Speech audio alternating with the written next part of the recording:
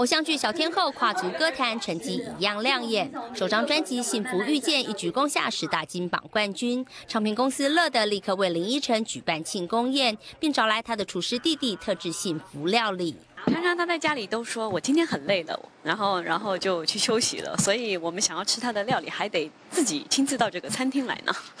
他做的东西很好吃，可是很多都是很高热量的，所以今天他算妥协了，因为他每次都说这个能吃吗？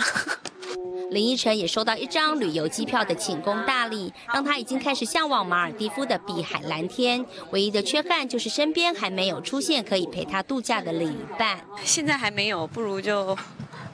就从身边的亲戚开始找。还是要直接去那边希望有艳遇啊，那更好啦。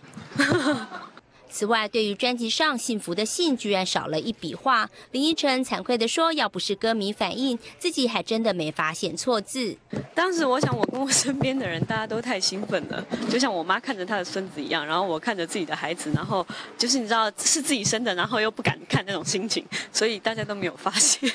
之后再出的版本，就是唱片公司会更正过来。